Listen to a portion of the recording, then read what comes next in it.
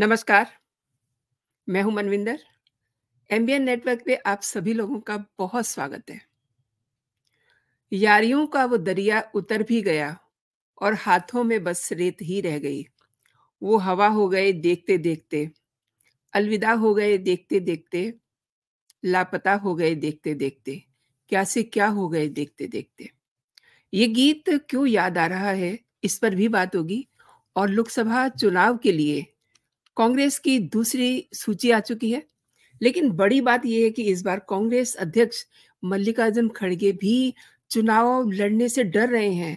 ऐसा लग रहा है कि उनका इंटरेस्ट नहीं है कि वो लोकसभा चुनाव लड़ें। इसके अलावा कांग्रेस से जो लोग जा रहे हैं, उसे रोका नहीं जा रहा। जो रूठा है, उसे मनाया नहीं जा रहा। अब परिवार में ऐसा तो नहीं चलता ना। कांग्रेस में लगातार कांग्रेस परिवार में इनफैक्ट लगातार टूटन दिखाई दे रही है। आज इसी पे बात करते हैं कि कांग्रेस क्या मोदी सरकार की जीत से बौखलाई हुई है? क्या उसे इस बार 25 से 30 सीटें भी जीतने के लिए एक भरोसे की ज़रूरत है, यानी कि उन्हें भरोसा नहीं है कि वो इतनी सीटें भी निकाल पाएँगी? और उनके साथी उन्हें क्यों छोड़ के जा रहे हैं? लोकसभा चुनाव के लिए कांग्रेस की दूसरी सूची पे मैं बात करूँ तो इसमें 4 राज्यों के 43 उम्मीदवारों के नामों का ऐलान किया गया है। इन 43 उम्मीदवारों में की जो सूची जारी की गई है, इसमें 13 ओबीसी, 10 एससी, 9 एसटी और 1 मुस्लिम चेहरे को टिकट दिया गया है। 76% उम्मीदवार ऐसे हैं जिनकी उम्र 60 साल से कम है और इस सूची में 12 गुजरात से, मध्य प्रदेश से 7 और राजस्थान और मध्य प्रदेश से 10-10 और उत्तराखंड से 3 और दमन-दीव का 1 उम्मीदवार, जिनके नामों की घोषणा की गई है। ये तो था कांग्रेस की दूसरी लिस्ट का स्टेटस। हैरानी की बात ये है कि कांग्रेस अध्यक्ष मल्लिकार्जुन खड़गे भी लोकसभा चुनाव से डिस्टेंस बना करके चल रहे हैं और ये भी सुनने में आ रहा है कि वो इस बार चुनाव नहीं लड़ेंगे। इट मीन्स क्या उन्हें ये डर है कि वो जीत नहीं पाएँगे, सीट निकाल नहीं पाएँगे? और वैसे अभी तक ये भी नहीं पता कि वो कहाँ से लड़ेंगे। लेकिन ये खबरें आ रही हैं कि वो लोकसभा चुनाव में उतरना नहीं चाहते। अब ये बात बड़ी गंभीर है क्योंकि अगर पार्टी का अध्यक्ष ही चुनाव लड़ने से डर रहा है, तो आप ये समझिए कि बाकी के लोगों का क्या हाल होगा। कांग्रेस के दिग्गज और कद्दावर नेताओं में नाराज़गी, हताशा और जो एक लीडरशिप है, उसको देख कर के लगातार अ, उनकी चिंताएँ बढ़ रही हैं। पार्टी लगातार मतलब यू कैन से कंटिन्यूएशन में बिखराव और टूटन की ओर बढ़ रही है। इसे यूँ भी कह सकते हैं कि पार्टी में उल्टी गिनती चल रही है। कोई दिन ऐसा नहीं होता जिस दिन किसी कद्दावर नेता ने पार्टी ना छोड़ी हो। लेकिन अब हैरानी भी हो रही है कि इस उल्टी गिनती को रोकने के लिए कोई मजबूत कदम नहीं उठाया जा रहा। पार्टी में से एक के बाद एक वरिष्ठ नेता पार्टी का दामन छोड़ रहे हैं, पार्टी को छोड़ रहे हैं। इनमें से कुछ नेताओं में ये भी सुनने में आ रहा है कि राहुल गांधी के वो काफ़ी ख़ास हैं, तो सोनिया गांधी के भी और पहले इनकी गिनती मतलब 1 नंबर और 2 नंबर पे होती थी, लेकिन अब कुछ नाराज़गियाँ हैं, मनों में खटास आ गई है। लेकिन उस खटास को, वो जो नाराज़गियाँ हैं, उनको दूर करने के लिए पार्टी में कोई प्रयास नहीं किया गया। राहुल गांधी जैसा कि आप जान रहे हैं कि अब यात्रा नंबर 2 पे निकले हुए हैं, न जाने कब उनकी यात्रा खत्म होगी क्योंकि चुनाव तो अब सिर पे है, कोड ऑफ कंडक्ट आने वाला है 2-4 दिन में। लेकिन वो इस ओर ध्यान नहीं दे रहे कि जो पार्टी में निराशा है, उसे कैसे रोका जाए। और ये भी आप जानते हैं कि गांधी परिवार का जो अहंकार है, वो इस टूटन की खास वजह है। यानी कि परिवारवाद वाली जो सोच है, वो पार्टी को डुबो रही है। और लोकसभा चुनाव के परिप्रेक्ष्य में अगर मैं बात करूँ तो आई मीन कोई ऐसा दिन जाता है जब कोई मतलब कांग्रेस से मैं ना सुनूँ कि कोई किसी ने पार्टी छोड़ी है। अभी हाल ही में गांधी परिवार के बहुत ही नज़दीकी और पूर्व केंद्रीय मंत्री सुरेश पचौरी और पूर्व कांग्रेसी सांसद गजेंद्र सिंह राजू खेड़ी समेत मध्य प्रदेश के कई कांग्रेसी नेता भाजपा में शामिल हो गए। इससे पहले गुजरात, असम, महाराष्ट्र, यहाँ तक कि केरल के भी कुछ नेता कांग्रेस छोड़ करके बीजेपी ज्वाइन कर चुके हैं। एक के बाद एक नेताओं के कांग्रेस छोड़ने का सिलसिला ये कहीं न कहीं बताता है कि अब ये सिलसिला शायद ऐसे ही चलता रहेगा और ऐसे ही चलता रहेगा तो फिर आगे एंड ऑफ द डे क्या होगा? पार्टी में उन्हें अपना भविष्य नहीं दिख रहा, जो पार्टी छोड़ रहे हैं और पार्टी में जो लीडरशिप है, वो इतनी मैच्योर नहीं है। अब ये मैच्योरिटी और राहुल गांधी दोनों एक तरह से ऑपोज़िट हैं, क्योंकि राहुल गांधी मैच्योर है ही नहीं। उन्हें पॉलिटिकली जो कहते हैं ना कि मैच्योरिटी होनी चाहिए, वो नहीं दिखाई देती। दूसरी बात ये है कि देश और विकास, इसके लिए उनके पास कोई अ, आई शुड से कि कोई नीति नहीं है। आप लोगों के बीच में जा रहे हैं, आप क्या करेंगे? आप जीत कर क्या करेंगे? आप क्यों जीत रहे हैं? ये तो बताएँगे ना। इतनी समझ भी नहीं है। अब ये इससे तो काम चलेगा नहीं कि आप यात्रा निकाल रहे हैं और 2-1 बच्चों को गोदी में बिठा लिया और उनसे एमआरपी पूछ रहे हैं, आपको खुद ही नहीं पता है। आप उनसे मनरेगा पूछ रहे हैं, आपको खुद ही नहीं पता है। मतलब आपके सामने कोई युवा आ गया तो आप उसके कपड़ों के रेट पूछ रहे हैं। तो this is not the way, this is not maturity of politically जो कद्दावर नेता होते हैं उनका बात करने का ज़ेद तरीका नहीं होता है। राहुल गांधी के पास मतलब एक ही मुद्दा है, प्रधानमंत्री नरेंद्र मोदी और भाजपा के खिलाफ उन्हें कुछ ना कुछ बोलना है। लेकिन वो अपनी बोलचाल में कोई ऐसा मजबूत दावा नहीं कर पाते, ऐसा मतलब कुछ ऐसा विरोध नहीं कर पाते जिसमें जान हो। चुनाव जीतने के लिए जिस तरीके की मतलब सोच होनी चाहिए, जो एक एजेंडा होना चाहिए, अभी तक दिखाई नहीं दे रहा। जातीय जनगणना, अदानी, अंबानी, युवाओं, महिलाओं और गरीबों की अनदेखी करने के मतलब बेबुनियाद मतलब जिनमें कोई दम नहीं है, ऐसे वो बातें, ऐसे वो मुद्दे जनता में लेकर के जाते हैं। जनता को क्या मतलब है? आप बताइए कि आप उनके लिए क्या करने वाले हैं?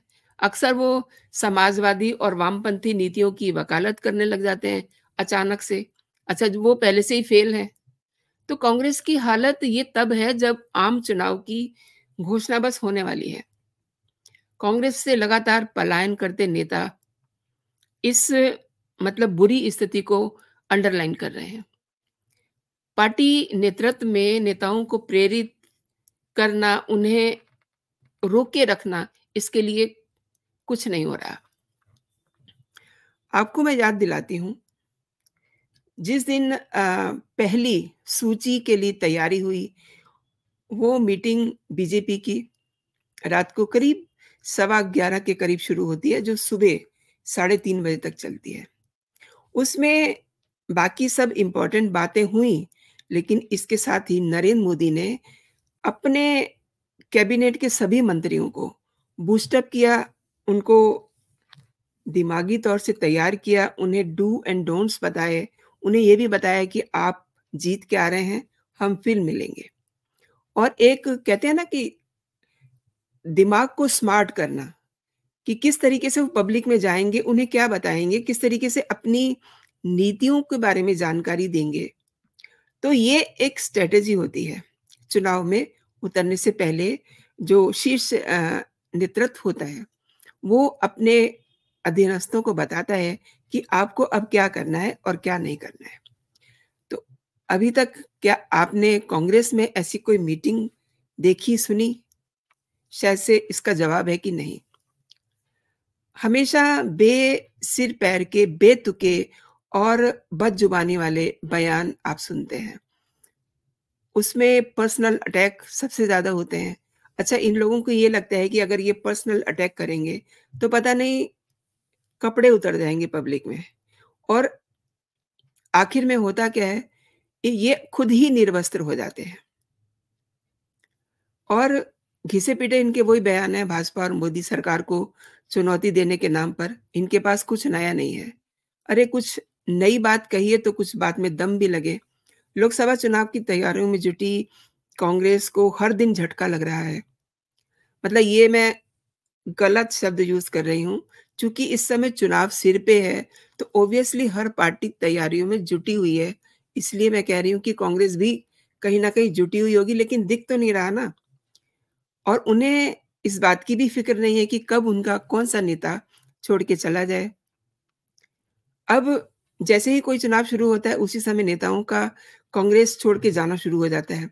क्या महाराष्ट्र, मध्य प्रदेश, कर्नाटक सभी राज्यों से कांग्रेस के कई बड़े नेता पार्टी या तो छोड़ चुके हैं, या तो उनके छोड़ के जाने की अटकलें लग रही हैं। और राहुल गांधी के सबसे नज़दीक रहे कुछ ऐसे नाम हैं, जिनको कभी किसी ने सोचा भी नहीं था कि वो राहुल गांधी को छोड़ के चले जाएँगे। और सोनिया गांधी के बहुत सारे करीबी लोग, रीता बहुगुणा जोशी, कैप्टन अमरिंदर सिंह, गुलाम नबी आज़ाद बहुत पहले ही पार्टी को छोड़ चुके हैं।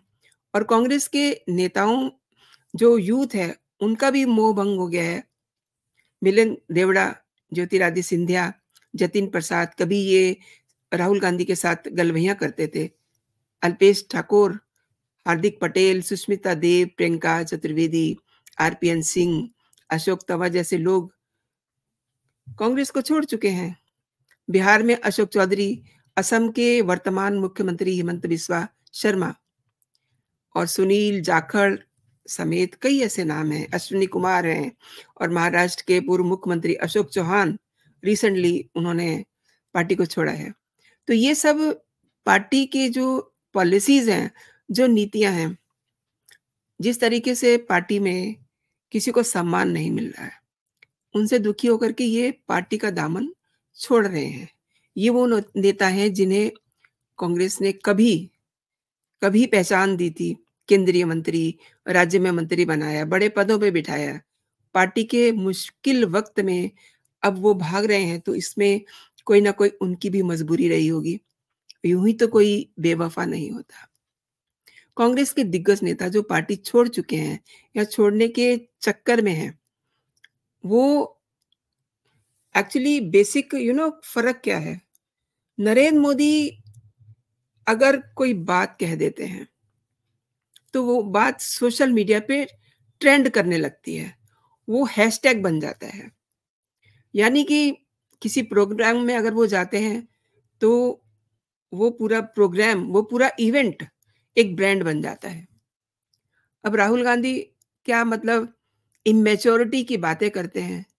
तो ये जो एक बेसिक फ़र्क है ना, मतलब मैं गलत कह रही हूँ, दोनों में कोई कंपैरिज़न ही नहीं है।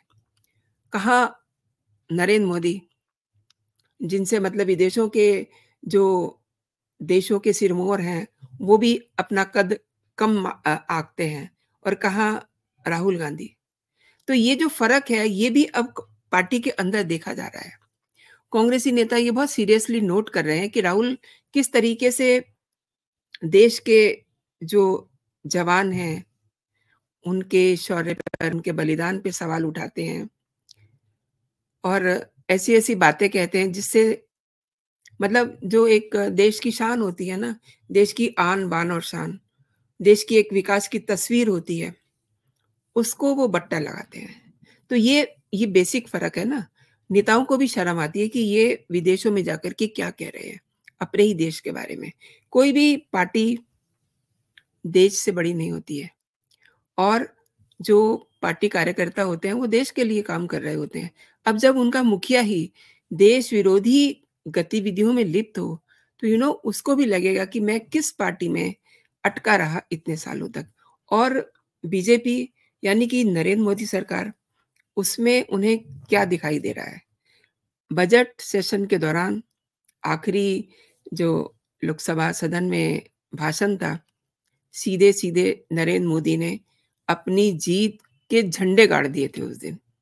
ये एक बड़ा फ़र्क था।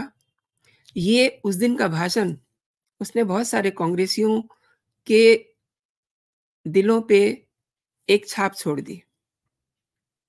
वो कहते हैं ना कि महफ़िल लूट लेना, तो उस दिन नरेंद्र मोदी ने महफ़िल लूट ली थी और उसी दिन बहुत सारे कांग्रेसियों का, बहुत सारे कांग्रेस के नेताओं का मोह भंग हो गया था कांग्रेस से। राहुल और उनके जो रणनीतिकार हैं, वो ये फ़र्क महसूस करते हैं कि प्रधानमंत्री नरेंद्र मोदी, भाजपा और संघ परिवार, वो देश के लिए क्या सोचता है और राहुल गांधी और कांग्रेस क्या सोचते हैं। वो परिवारवाद से ऊपर ही नहीं उठ पा रहे हैं। केवल और केवल सरकार को ये बता के कि सरकार कमज़ोर है, मतलब अब उन्हें भी ये पता चल गया है कि एक मोदी जैसे कद्दावर नेता को वो खलनायक बता रहे हैं, तो इससे तो उन्हें इज़्ज़त नहीं मिलेगी। और दूसरी बात ये कि विरोध की भी हद होती है और नासमझी, या मैं इसे यूँ कहूँ कि पॉलिटिकली इमैच्योरिटी की हाइट होती है। ये अब बियॉन्ड हो गए हैं। इन्होंने बिल्कुल बाउंड्री क्रॉस कर दी है।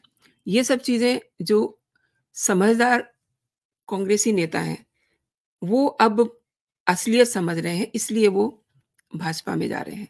दरअसल भाजपा के ताकतवर होने और कांग्रेस की जो इस समय स्थिति है, कमज़ोर स्थिति, उसको लेकर के पार्टी में कभी कोई मंथन ही नहीं हुआ। और इधर अगर 1.5 साल से देखें, तो ऐसी कोई मीटिंग नहीं हुई, जिसमें कभी पार्टी ने अपना सेल्फ करेक्शन किया हो, कि हम कहाँ गलत हैं और सामने वाली पार्टी यानी कि मोदी की सरकार कहाँ हाइप ले रही है। इस पे कभी सोचा ही नहीं।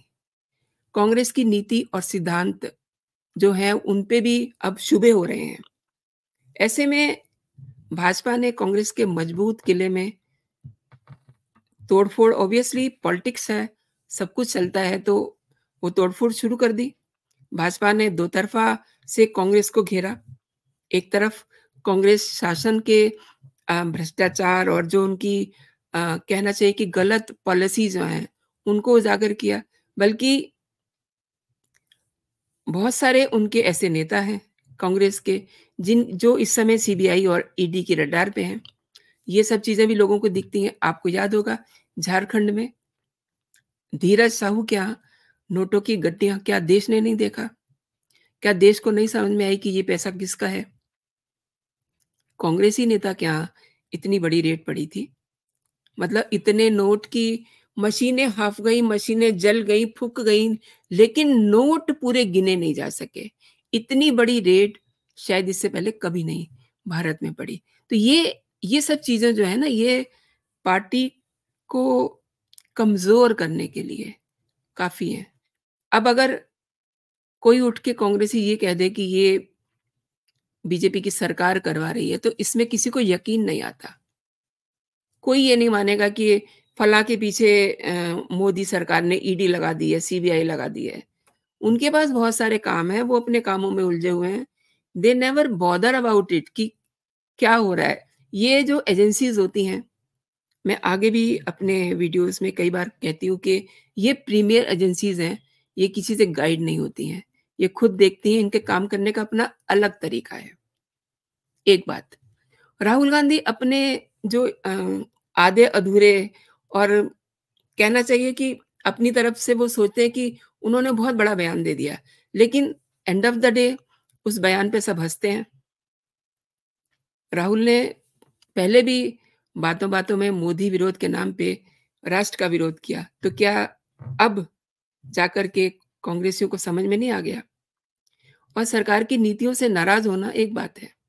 सरकार के कदमों पे सवाल उठाना एक बात है, लेकिन देश का विरोध, ये तो सबको समझ में आता है ना कि आप विदेशों में जाकर के, विदेशी धरती पे जब आप जाते हैं, तो अपने देश के लिए क्या-क्या बातें करती हैं और आपके वहाँ किन-किन लोगों से रिलेशन है, जो देश के दुश्मन हैं। तो ये फ़र्क भी अब जो कांग्रेस के बीच में लोग बैठे हुए थे, जिन्होंने बीजेपी जॉइन की, उनको समझ आया तो वो पार्टी से निकल गए अच्छा, जो मोदी का मुकाबला कर सके, ऐसा बताइए तो कौन है, जो उनकी बातों का जवाब दे सके? कोई आपको लीडर दिखता है कांग्रेस पार्टी में? अच्छा, दूसरी बात ये है कि कांग्रेसियों की अपनी अंदर की भी जो कहते हैं ना लड़ाइयाँ जो हैं और दिलों में जो नाराज़गियाँ हैं, वो बहुत ज़्यादा हैं। सोनिया गांधी हों, राहुल हों और मल्लिकार्जुन खड़गे तक इन सब चीज़ों को रोकने में अब अपने आप को बहुत कमज़ोर महसूस कर रहे हैं। और इंडिया अलायंस, कांग्रेस को लगा था कि इंडिया अलायंस से टाई अप करके, अलाइन होकर के शायद से कांग्रेस को मजबूती मिल जाएगी। एक और बात यहाँ याद रखने की है कि जिस समय इंडिया अलायंस का गठन हुआ था, उस समय राहुल गांधी की सांसदी खत्म थी। यानी कि सब कांग्रेसियों को ये पता था कि अब 6 साल के लिए तो राहुल गांधी आएँगे नहीं। तो सब लोग बड़े संतुष्ट थे कि कोई खुराफाती उनके बीच में नहीं आएगा। लेकिन इन द मीन टाइम उनकी सांसदी रिस्टोर हो गई। अब ऑब्वियसली मीटिंग में उन्होंने भी आना शुरू कर दिया और पहली ही मीटिंग में उन्होंने रायता बिखेर दिया। कांग्रेस की इतनी जर्जर और कहना चाहिए कि बेसलेस स्थिति हो गई है कि उसने पूरे देश में एनडीए के खिलाफ जो गठबंधन तैयार किया था, उसे लगा था कि वो सत्ता तक पहुँचने के लिए बड़ा ईज़ी रास्ता होगा। लेकिन एक-एक करके इंडी गठबंधन से पार्टियाँ अलग होती चली गईं। सबसे पहले नीतीश कुमार, वो Nitish Kumar he is the person जिसने गठबंधन को स्टैंड किया था, खड़ा किया था। लेकिन सबसे पहले वो ही गए, भाजपा के साथ चले गए। उसके बाद ममता बनर्जी ने कह दिया कि मैं अकेले लड़ूँगी और आगे की कहानी तो आपको सब पता ही है कि अब आज की तारीख में अगर देखें, तो इंडियन अलायंस में कोई भी ऐसा नहीं है जो जिसे कांग्रेस ये कह सके कि वो उनका अपना है। ठीक है, अखिलेश ने किसी मजबूरी में उनके साथ यूपी में अलाइन किया है, यूपी बड़ा स्टेट है 80 सीटों की बात है, उन्हें लग रहा है कि हम कुछ ना कुछ तो कर ही लेंगे, लेकिन अभी दिल्ली बहुत दूर है। तो सब लोग बारी-बारी बिछड़ते चले गए।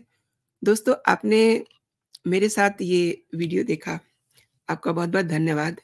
मैं चाहूँगी कि अगर आपको मेरा ये वीडियो पसंद आया, तो आप इसे लाइक कीजिए, अपने दोस्तों में शेयर भी कर सक